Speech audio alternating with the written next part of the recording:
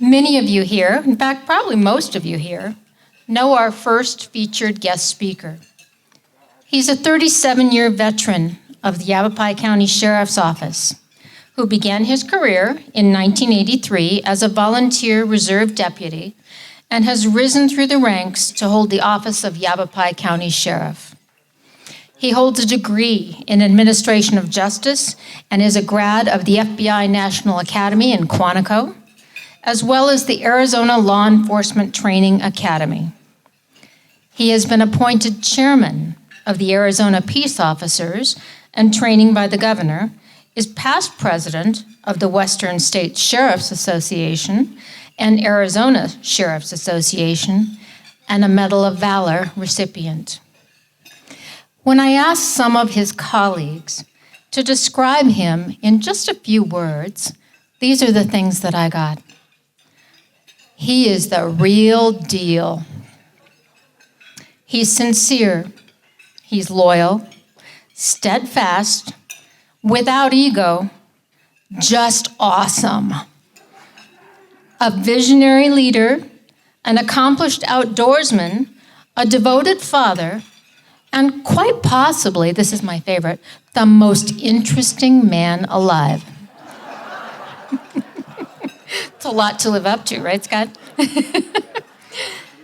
He's a pilot and a Grand Canyon River guide. He's served 2 elected terms as our Yavapai County Sheriff and has announced his retirement for December of 2020. Please welcome our friend and our sheriff, Mr. Scott Mascher.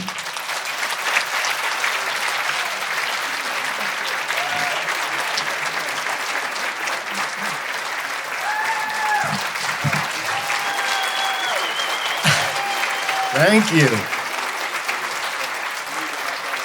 Thank you very much. You know, I had a piece of paper up here with a few things on it with my glasses, and I was gonna, well, you're all lucky then. But I would like to start out by saying thank you all very, very much for having me here. You guys have been, Kathy. I told her if she took it, I'd handcuff her and arrest her, so she took it. But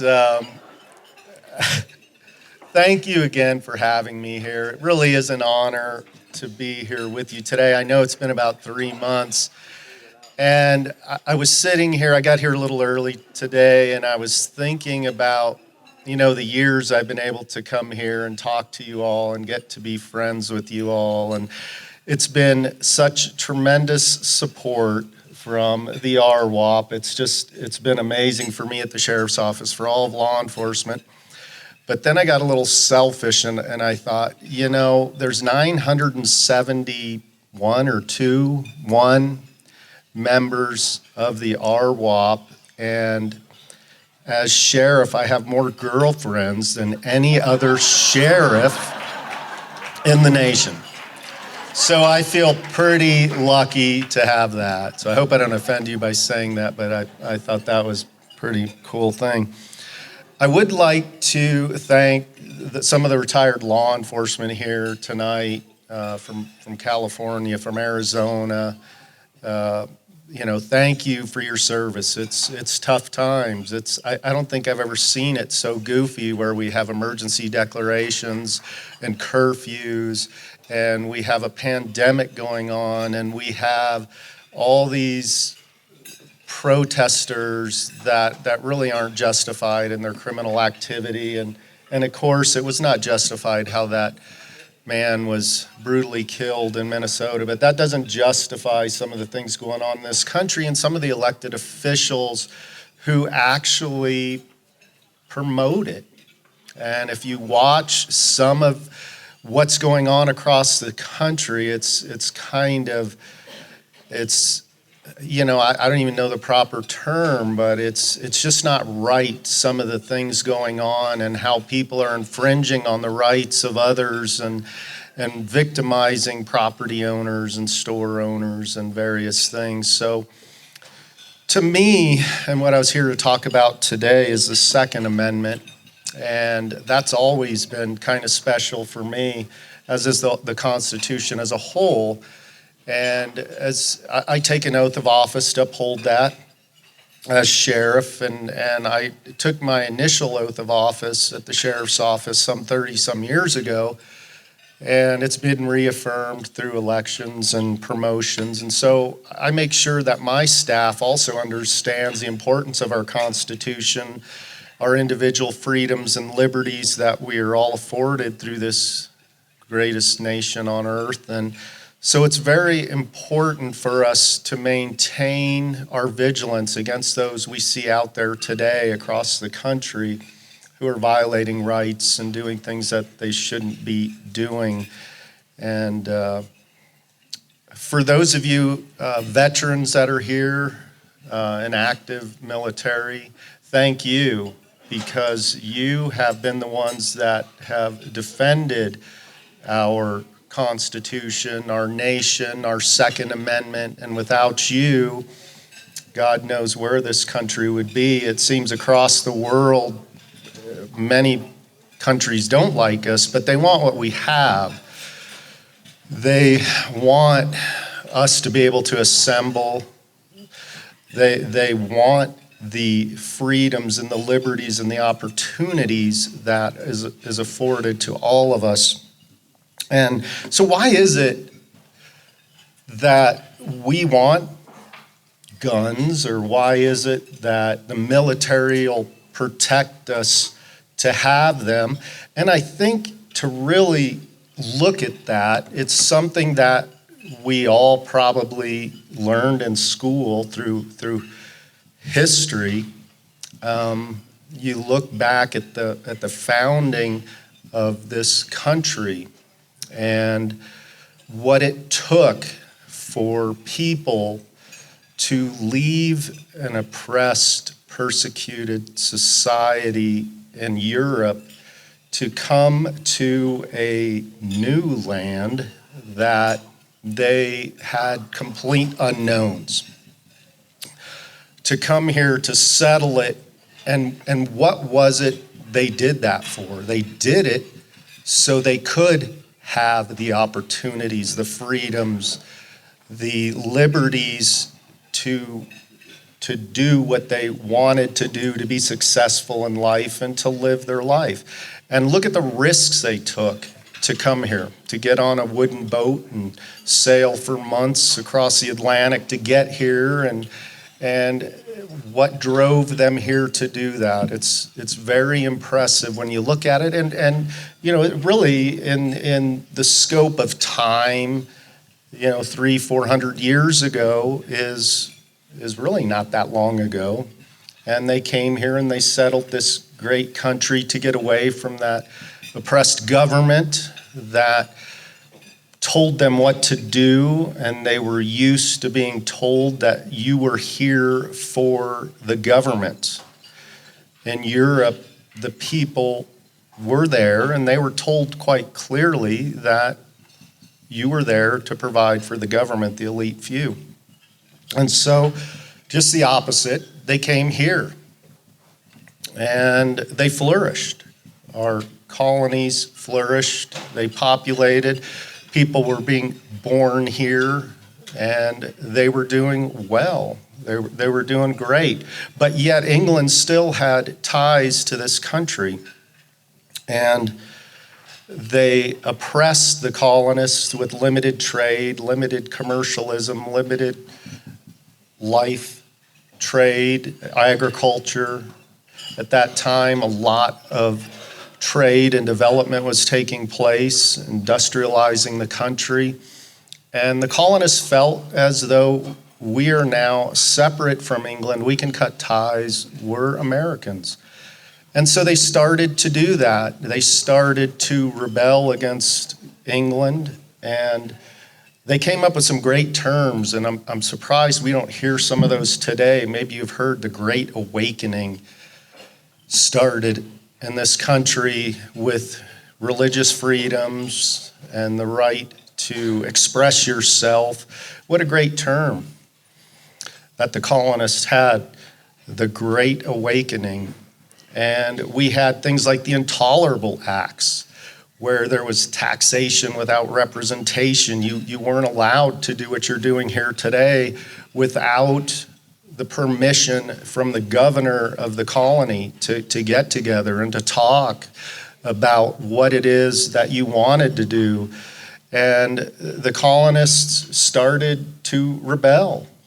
And of course, you've heard of the Boston Massacre, the Boston Tea Party, various things that took place, and the march to Lexington and Concord.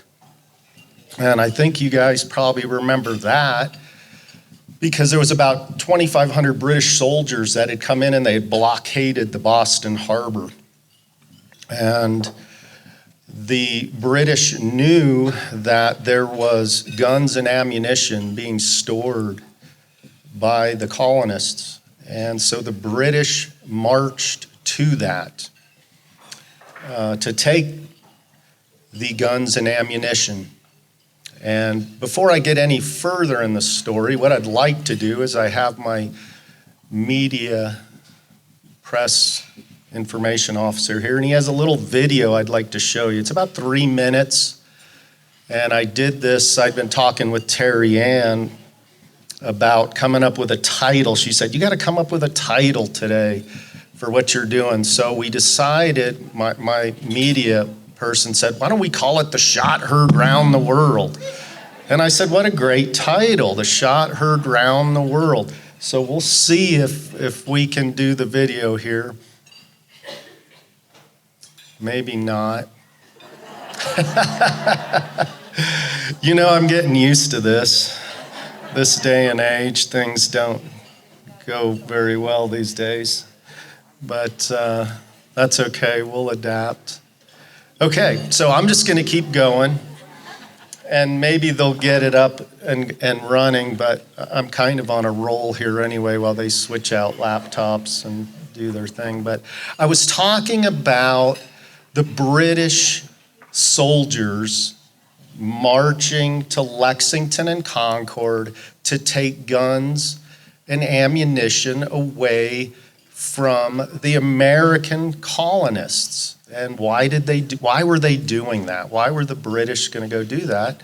Because they didn't want the colony, the Minutemen, to have a way to defend themselves, to protect themselves against the British. And the British wanted to oppress our colonies. And there was a group of colonists that called themselves the Minutemen. And by history, if you look, there was about 150 to 200 of them that stood their ground and said, you're not going to take our guns, you're not going to take our ammunition.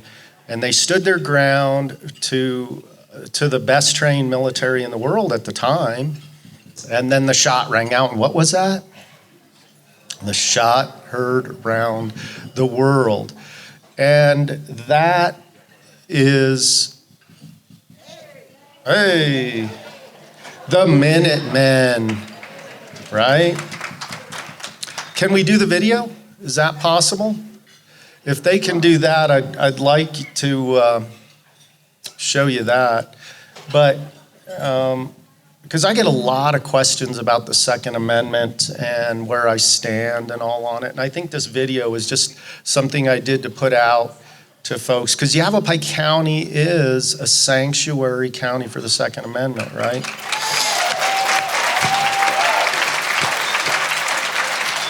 Okay, I'm getting a thumbs up on the video. Let's see if, oh, there it is. This kind of leads into it for me.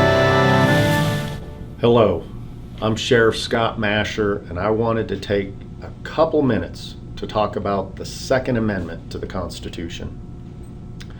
The right to own and bear arms is in the DNA of this great nation. When in 1775, British soldiers marched to Lexington and Concord to confiscate the guns and ammunition of colonial Americans, The Minutemen stood their ground, and the shot heard round the world was fired. This began our American Revolutionary War and led to the creation of the United States of America, and the greatest document ever written, our Constitution. As an elected sheriff with over 35 years in law enforcement, I've never experienced a restrictive gun law that could have stopped a violent gun offense. Cities and states across this nation with the most restrictive gun laws continue to have the highest level of gun violence. These laws don't work, and it just infringes on your constitutional rights. Today, I hear politicians that want to create laws that prevent millions of law-abiding, honest Americans from owning firearms because of others who commit violent criminal offenses.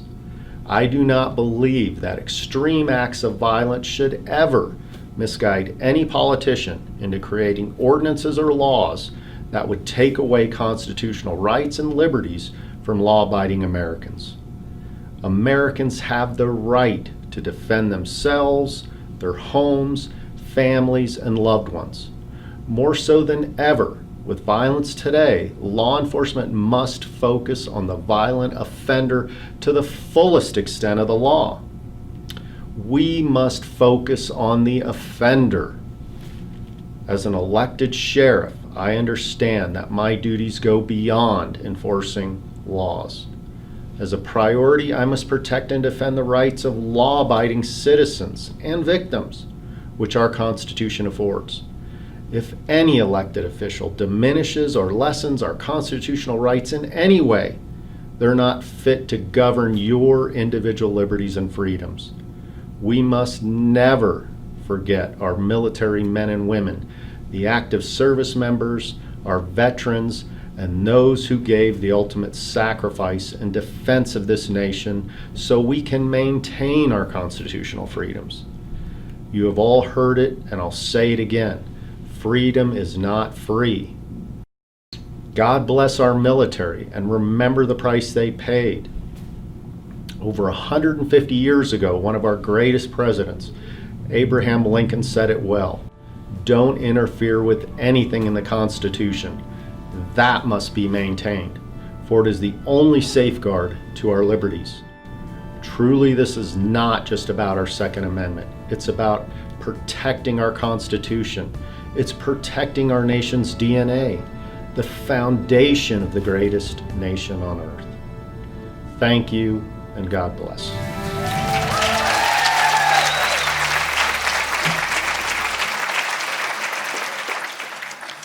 Thank you for getting the video going. I appreciate it. That was something I put together for my staff and for our Facebook page on the Sheriff's Office. So there's other things on there, but as I said, the Second Amendment is very important to me and to us here in Yavapai County. It's very critical to our beliefs. And when I said the DNA, think about it. When the British marched to Lexington and Concord to take away the guns and ammunition, the Minutemen said no, stood their ground, and it was about guns. They weren't going to let anybody take their guns. Guns are in the foundation of the forming of this nation because of an oppressive government that wanted to take away liberties and freedoms from people who had developed and flourished in a new world. And they were going to fight for it. So truly, when you look at it, guns are part of the foundation of this country. And that's what I meant when I said the DNA of it. From this, obviously, the American Revolution started, but just prior to that, we had a Declaration of Independence that came out, and this is what declared our independence from England. And if you haven't, and you ever get a chance to go to D.C., to go to the Congressional Library, I forget what it was I saw it at, it's very impressive to see this. The original Declaration of Independence. From there, it went into the Revolutionary War.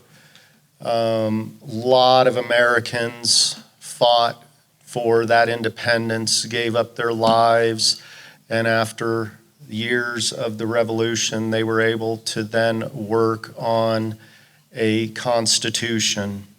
And when I said the greatest document ever written, I mean, this document was written 240, 50 years ago, whatever it was, and it's just incredible what it is. I have it sitting on my desk, and it's just a small little book, like 29 or 30 pages, that my daughter's owner's manual in her Honda's like that thick, you know? And our whole independence and freedoms and liberties is in that Constitution. And one of the most incredible parts about it for me is the separation of the government, the separation of the powers of judicial, executive, and legislative branches to have the checks and balances, because sometimes I don't agree with the legislators, and I let them know that. And sometimes they don't agree with me and let me know that. And sometimes with the judges and so forth. But it was just an incredible way to form the government. And our Constitution has to be maintained. And there are people out there that don't want that to happen. And even 150 some odd years ago, Abraham Lincoln, you heard me say it on that video, but here's the full quote. It's, "Don't interfere with anything in the Constitution. That must be maintained, for it is the only safeguard of our liberties. And not to Democrats alone do I make this appeal." Right? Is that still happening today? Is it still a battle for us to maintain our Constitution? Of course it is. And it's so important for us to elect people that we know are going to fight for that, who are going to fight to maintain it. When you have, in my opinion, one of the greatest presidents that we've ever had, kept the Union together, abolished slavery. The vision that this man had was incredible, and he said it then, and we say it today. We have to maintain the Constitution in order to keep that.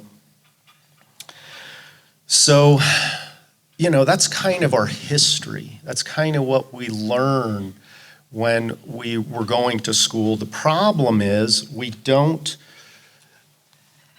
see enough of that education today in our schools. We don't see enough of our kids learning the things, the basic history and foundation of the country, of why we have the Second Amendment, why we, as Americans, you want a gun.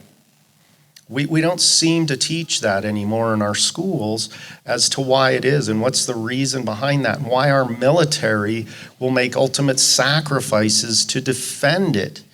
I just don't think we see enough of that anymore. And it's so important for us to instill that in our teachers and the education so that our kids can grow up with this Constitution.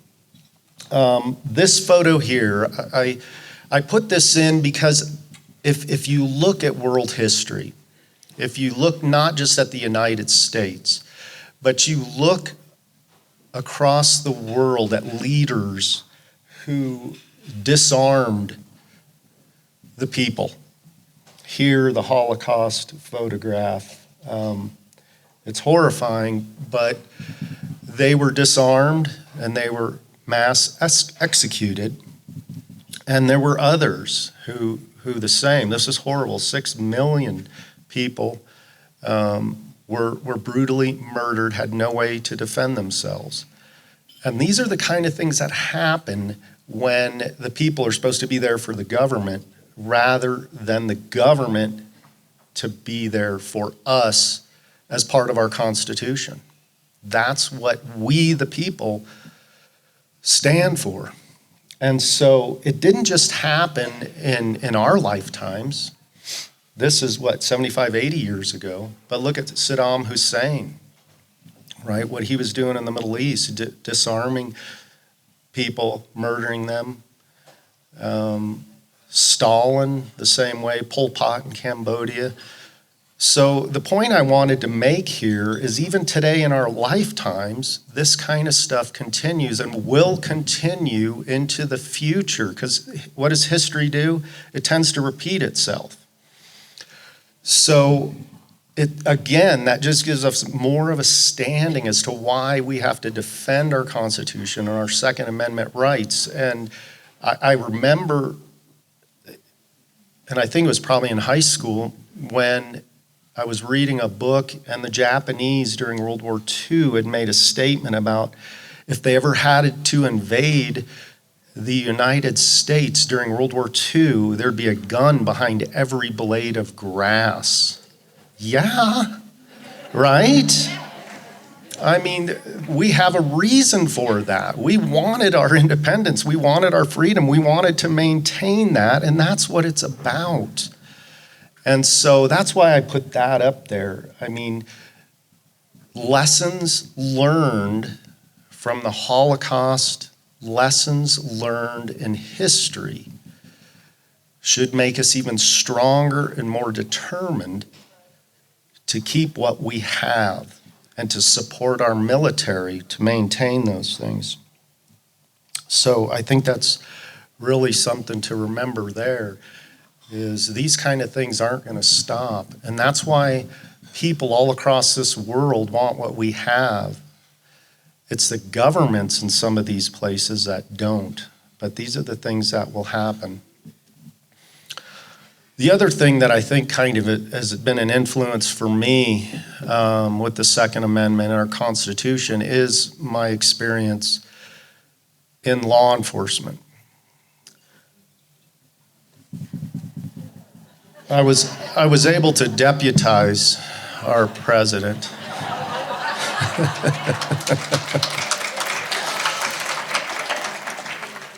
I tell you, I've learned a lot in law enforcement. And many of you who are in law enforcement or have been, you deal with folks in any situation imaginable, and it's one of the things that I learned. It took me a little bit to start out when I was first hired on as a deputy.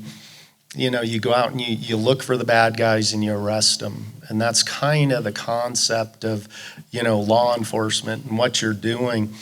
But really, it's much more than that. And it took me a little bit to catch on, but really, law enforcement is to really defend our rights. And the rights of the victims is what we need to look at teaching into our law enforcement. They talk about national reform and these things. If we were going to do reform of law enforcement, I think transparency is absolutely critical. Body cameras, I think use of force reviews is very critical. But also the training in what law enforcement is really supposed to do, and that is defend you as law-abiding citizens and people who are victimized. It's just not about arresting people.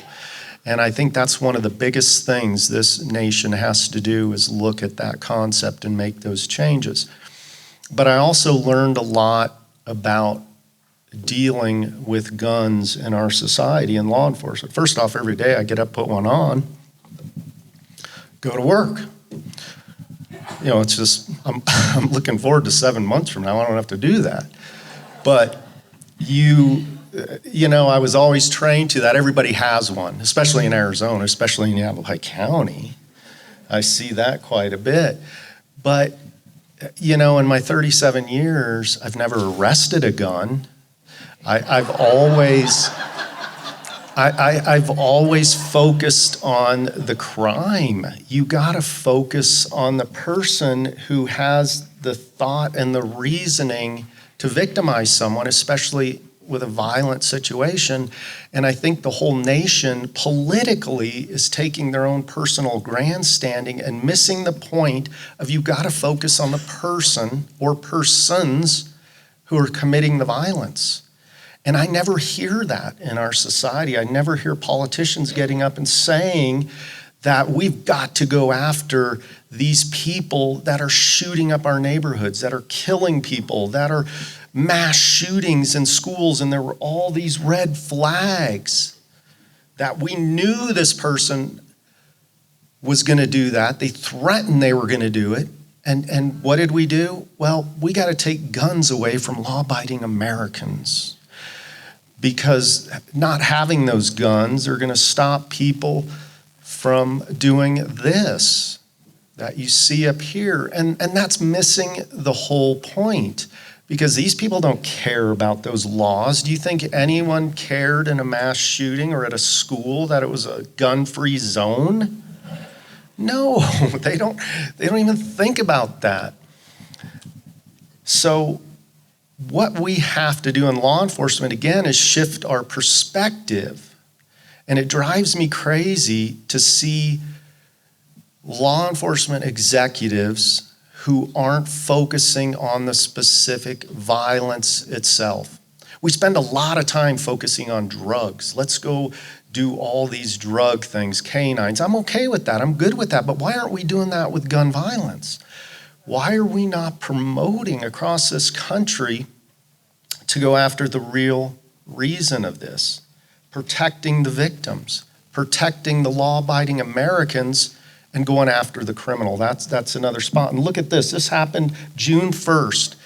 In one weekend, 92 people shot in one weekend in Chicago. And they have some of the most restrictive gun control laws. I'm getting attacked. Okay. I'm getting taken down. Let me just close by saying this. You know, this shouldn't be a political issue. It is, unfortunately. It needs to be a law enforcement issue to go after these violent offenders. As I said, if you really think about it, our nation's DNA and the Constitution, our American Revolution, our Minutemen were defending the right to have guns and ammunition. It is in our DNA. So, everyone, I'd like to thank you all very much for having me. I really do appreciate it.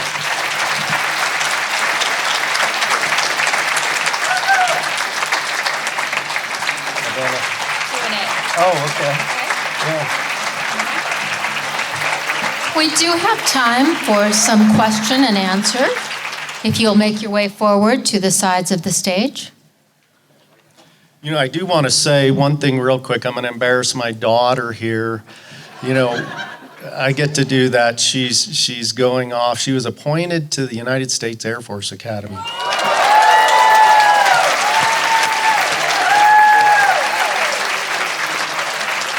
Very proud and excited for her, and it was just a great thing for a dad, so I wanted to do that.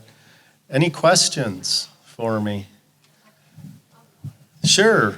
I don't need a microphone. Okay, I can hear you. I don't need a microphone. I'm like Carrie. Would you please talk about the last Yes. picture you put up about we're doing, my husband and I are working. Oh, sure. Absolutely. If you guys will look at the tables, you have a flyer on there. And one of the things I really want to promote is, as I head to my retirement date, and I'm working with Dave and others in here on it, Mary and her husband, is Supervisor Brown and Mary Mallory here. We have a spot on the courthouse plaza to do a memorial to honor the law enforcement officers that lost their lives in the line of duty. And it's a traditional Western lawman there on the plaza. And we have right now We're researching some more, but we have 18 officers that lost their lives in the line of duty here in Yavapai County. And so we're going to be doing that. We need to raise $80,000. I think we're going to have like $30,000 by this week. So if you're willing or can, any contributions toward that would be fantastic. Bill Nebeker, Mary's husband, is a highly renowned bronzesmith and is doing this is the rendering. But we're very excited to be able to honor those that paid the ultimate sacrifice here in Yavapai County. Thank you all for considering that.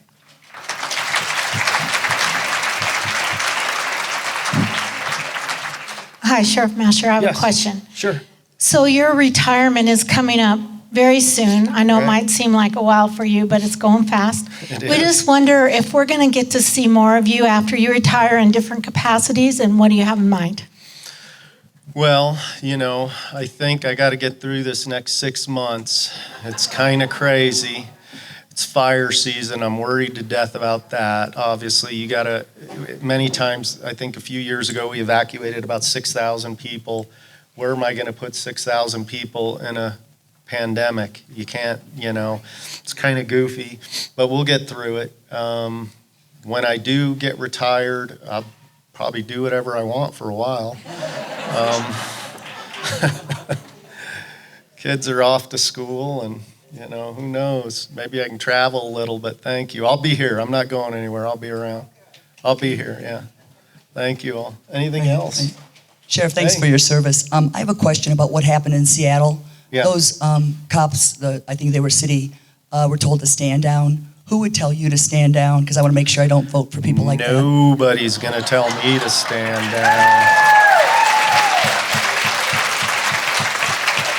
I think one of the other things that would help this nation is if city police chiefs were elected, like city council. They would answer directly to the people and not to other elected officials. I think that would make a significant change, just my opinion.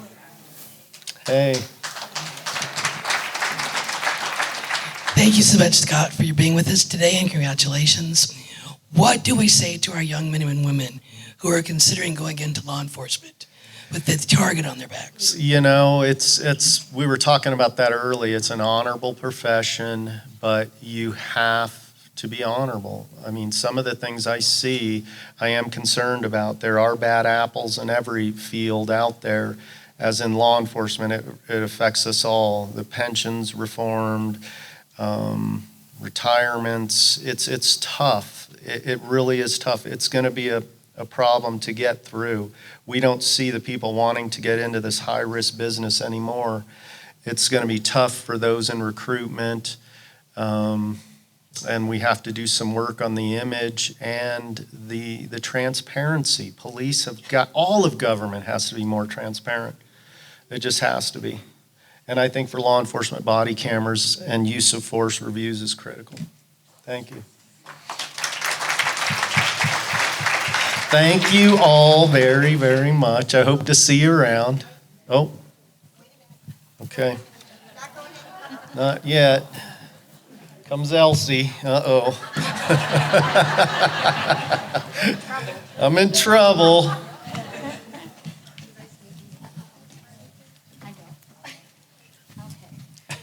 So, you've got the gun, so you're not. Yeah, all right. So, Sheriff Scott Mascher has been a friend to all of us. I don't even remember when I met him, quite a while ago, but he's become a friend. I know he's a long-term friend of Elsie's, but he's a friend to all of us in this room, in Republican Women, and in this county. And Republican Women wanted to give him a special certificate since he is retiring in honor of Sheriff Scott Mascher, June 16th, 2020, and all the board signed it, and I signed it as Americanism chair.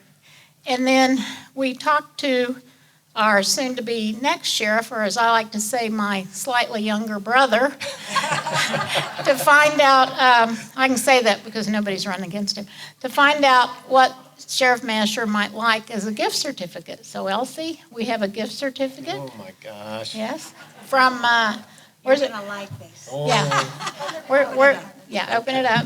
you guys didn't have to do this. This is so nice. And like I said, I'm just happy being the sheriff with the most girlfriends. That I think is pretty cool.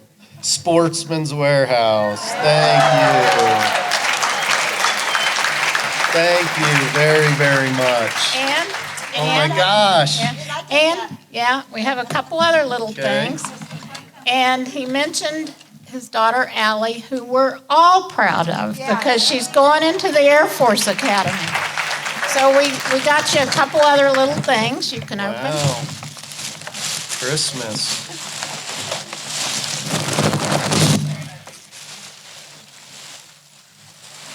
Air Force Academy Dad.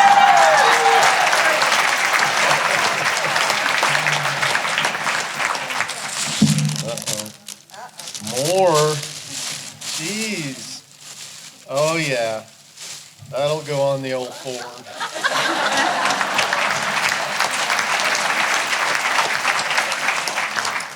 Thank you, ladies. Thank you so much. And you all look so beautiful today, and mostly floral patterns. That didn't go unnoticed. You look very nice out there today.